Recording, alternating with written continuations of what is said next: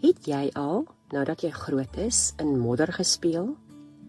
Nee, ek praat nou nie van die 4x4 deur die modder jaag nie, maar op die grond saam met 'n kind gesit en modderkoekies bak, of modderpaaie gebou waarin klein seentjies met hulle karretjies kan speel. So tyd gelede kuier ek by my dogter en haar dogtertjies. Op 'n stadium nooi ek die jongste een om saam met my in die tuin met haar plastiek speelgoed sommer net te gaan modderkoekies bak. Aanvanklik teensinnig om weg te kom van die skerms en saam met ouma haar hande vuil te maak, ontwikkel hierdie saamkuier in die grond in 'n heilige oomblik. Iets in haar en in my gebeur. Ons albei lag oor die skewe koekies wat sogenaamd uit die oond kom.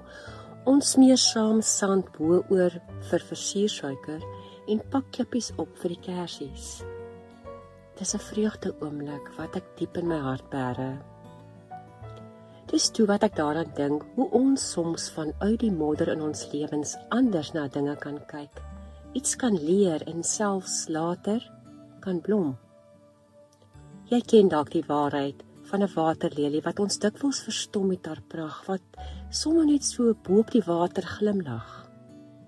Die waarheid is dat die lelie vanaand met skeme weer gaan afsak in die modder onder op die bodem, sodat sy daar weer die nodige voedingsstowwe kan kry om môreoggend vroeg die krag te hê om met haar lang stingel boontoe te beer, sodat sy weer bo op die water kan blom. Wat vertel dit vir ons?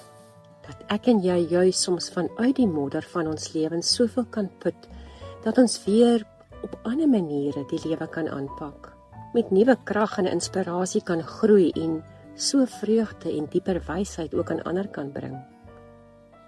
Mag jy, wanneer jy soms modder gegooi voel, onthou dat dit nooit net sleg is nie, maar dat jy vanuit die minder lekker plekke weer nuwe lewe kan ervaar. Mag jy midde in jou modder vashou aan die woorde in Job 8 vers 21. God sal jou weer met vrolikheid vul en jou laat uitroep van vreugde. Kom ons bid. God van liefde en begrip, dankie dat U saam met my in die modder van my lewe kom sit.